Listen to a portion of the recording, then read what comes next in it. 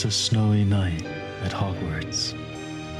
The clouds hang high in the sky, casting a silvery glow over the ancient castle. The towers stand tall and proud, their stone walls whispering secrets of 1,000 years of magic.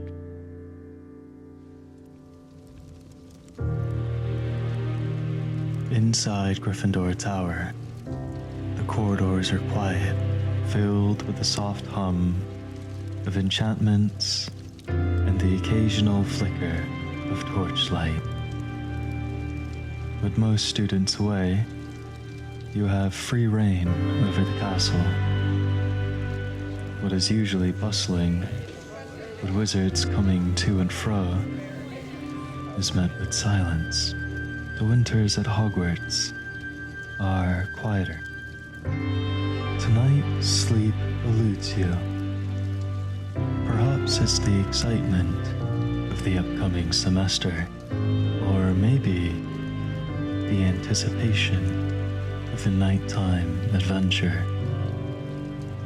Either way, you know you're not sleeping right now. While Hogwarts students are gone, the castle is still bustling with activity. You've heard rumors that winter is when the gentle spirits are more active. Supposedly, the house elves make their presence known as well. Well then, what better time than now, under the guise of night and snow, to explore the centuries-old castle. Your bed gives a gentle sigh as you push off from it. A thump echoes through the room, the wooden floors muffling your footsteps. Gryffindor Tower is especially tranquil at this time of night. There's only the soft fall of snow and the crackling of the common room fireplace to occupy your ears. You stop and take a moment to admire the space. In your room, there lies 4 beds, each pointing in a cardinal direction. The beds are single-made, with lush blankets, silk sheets, and a wooden canopy frame in red and gold. Flowing mahogany curtains, embroidered with lion mane tassels, decorate the walls. The rafters, normally teeming with pets, are met with empty cages and a quiet air. Your familiar, a tabby cat, is still soundly asleep in their bed next to yours. You take care not to disturb them as you grab your robe. Descending down the winding staircase, past the common room, you find yourself at the Great Hall, where the enchanted ceiling reflects the snowy sky outside. The long tables are empty now, but you can almost hear the evening's echoes of laughter and conversation. The evidence of tonight's feast still lingers in the air with the aroma of butterbeer and roast beef. There's the sound of people down the hall. On quiet nights like this, it felt almost deafening. Who would be up at this hour? And with this much ruckus nonetheless. Following the noise leads you downstairs, directly under the Great Hall. The muffled tones of laughter and chatter are suppressed by a painting. It's a bowl of fruit. You know this painting. Supposedly, the kitchen is in the same area as the Hufflepuff basement. Some first years took a wrong turn and found themselves in the kitchen rather than their common room. Nothing seems out of the ordinary. There's no telltale sign on how to interact with the painting. Your hands graze around the portrait, trying to find some way in. By fate or luck, you've found it. One of the fruits, a green pear, was the key. Touching the pear saw it turn into a door handle. It opens. The aroma of freshly baked bread and potato soup fills your senses. The house elves of Hogwarts have prepared a late-night feast, and you are a surprise guest. There's rows of elves sitting elbow to elbow with one another on the long tables. Barrels line the shelves, housing a mixture of elves and food alike. Wooden bowls are overfilled with fruits, and giant kegs of butterbeer are being passed around for all to use. A pot filled to the brim with soup is in the central hearth. This was a spectacle. You've seen the odd house elf here and there, but never this many in one spot. They greet you warmly. One of them tugs at your lower sleeve, offering you a cup of warm, creamy soup. To help you dream, the house elf said. You accept gratefully, savoring the rich, comforting flavor. With the soup warming your belly, you stay a while. Here, the elves feel like a giant family, laughing and singing songs in tongues you don't quite understand. Somehow, you found yourself playing a game with a few of the younger house elves. The rules were simple. You had to choose a candy at random to eat. If you couldn't stomach it, you were disqualified. Would it be berry blue or toothpaste? It all depends on the luck of the draw. And unfortunately, you found yourself with toothpaste. Yuck.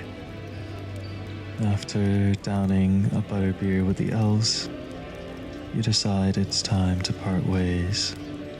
They wave goodbye and send you off, the sound of their laughter and chatter becoming indistinguishable from the castle's ambiance.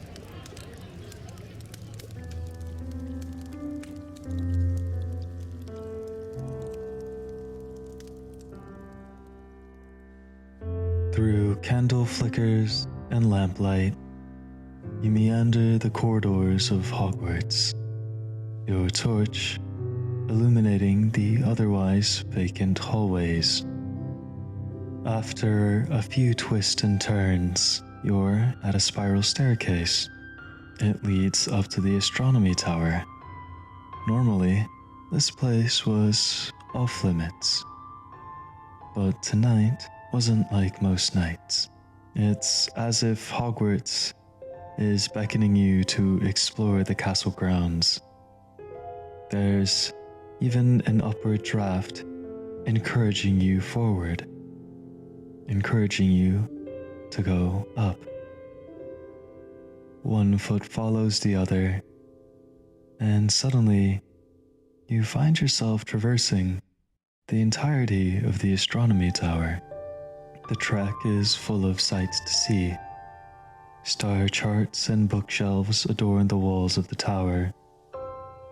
An enchanted ceiling, pulsing with the constellations, leads you further up the stairs.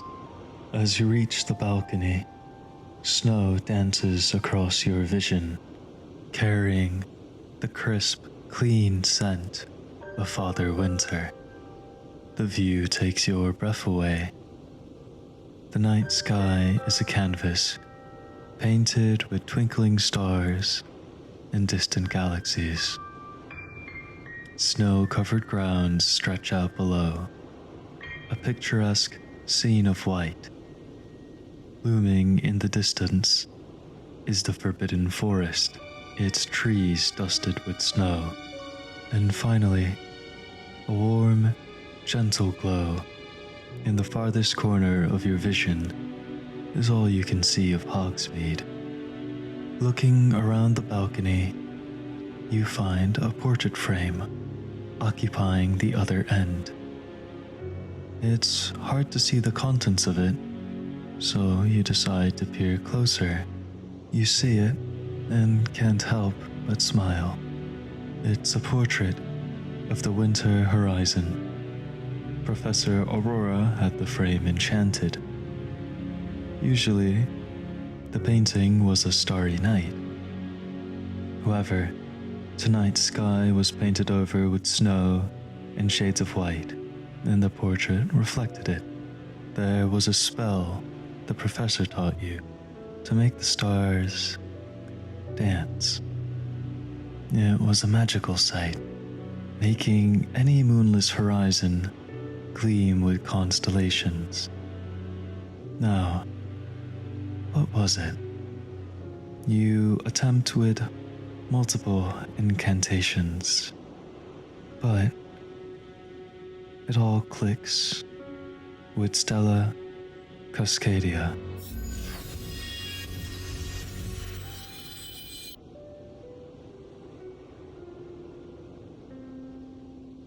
The white watercolors of the painted sky start to run down the frame.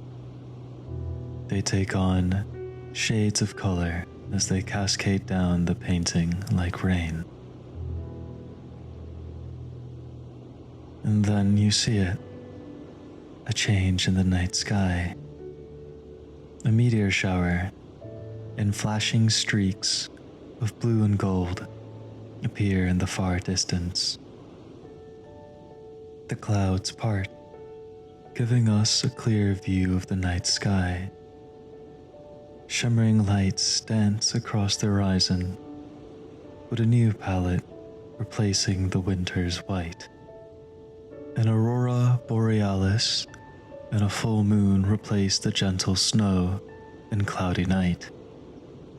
More stars make their presence known, dotting up in the space above you. It's magical. You trace the constellations with your eyes, pointing out everything recognizable. The Big Dipper, Orion, Ursa Major, so forth, and so on. The Hogwarts sky has a mystic green hue to it, and it's all because of you. Even with the frigid air, the twinkling night sky comforts you. You could stay here a while, and you do.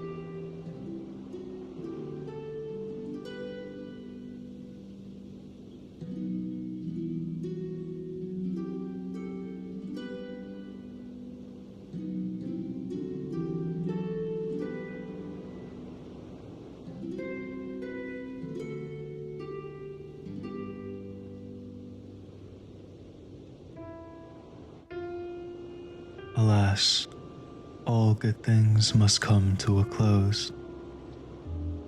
You feel your eyelids growing heavy, and you're longing for Gryffindor Tower. You take one last look at your night sky. Splotches of gray and white are already reappearing along the horizon. As if the astronomy tower bids you good night, you take your leave and descend down the stairs.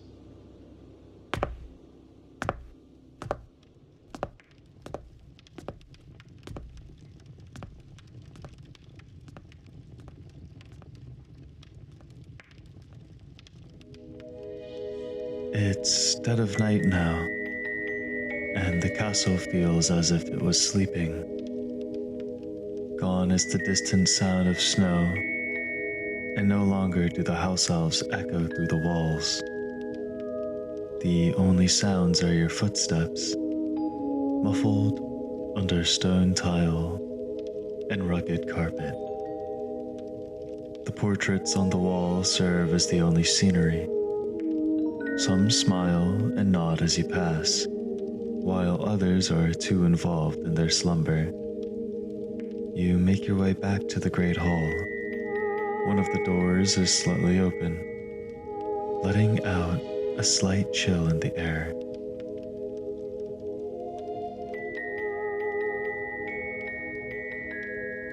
You can sense something beyond the doorway, but it's no elf. As you approach, the grand doors swing open silently, revealing a magical sight. The hall is adorned with ghostly decorations, garlands of holly and ivy, twinkling lights, and snowflakes that float gently in the air without ever touching the ground.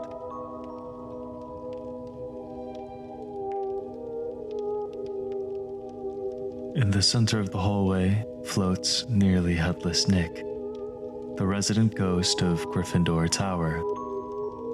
He's dressed in his finest ruffled coat and velvet doublet, welcoming his fellow spirits to the celebration. It's a proper party. The rafters and chandeliers are filled with an assortment of spirits chatting, roughhousing, or flying freely in the air. The long tables are suspended, with the ground floor acting as another conversation pit. Welcome, young wizard, Nick says, his voice warm and inviting. You've arrived just in time for our winter formal. Please, join us in our festivities. His hand beckons to the other ghost, their ethereal forms glowing softly in the candlelight.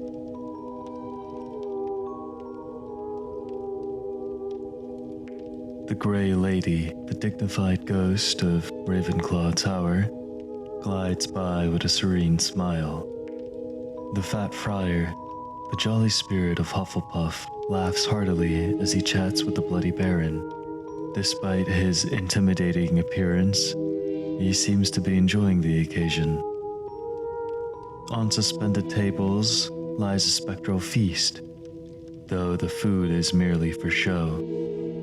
Ghostly musicians play soft, haunting melodies, their instruments producing sounds that are both eerie and beautiful. You find a comfortable spot by the fire, where the warmth and crackling flames create a cozy contrast to the ghostly chill in the air. They don't pay you much attention, save for the polite nod and hello, but that's alright. You don't mind being a fly on the wall. As the night progresses, the ghosts share tales of Hogwarts past. The Grey Lady speaks of the founding of the school and the wisdom of her mother. Nearly headless Nick spins tales of House Gryffindor and all he's seen.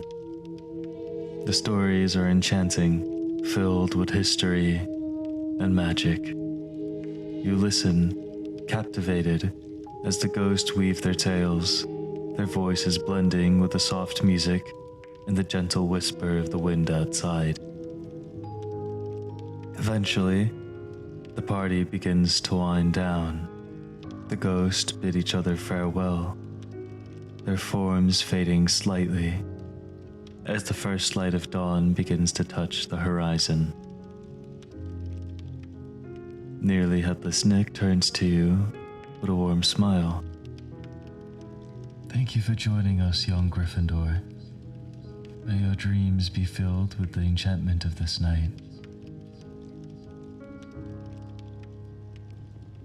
You bid the ghost farewell and make your way back. It's been quite a night for you. From the house elves to the ghastly party, you weren't sure what to expect, but you find yourself yearning for another opportunity like this. Alas, that's for another time, another night. You take one last look at the common room before heading to bed. The proud hearth is but the tail end of an ember, yet it still warms the cool air. The windows, once dancing with snow, have no evidence but the icicles on the pane. You were glad for tonight. You know this memory will last a lifetime, and you're eager to see more of the castle soon. Your eyes close and you drift off to sleep. Your dreams filled with the magic and wonder of tonight.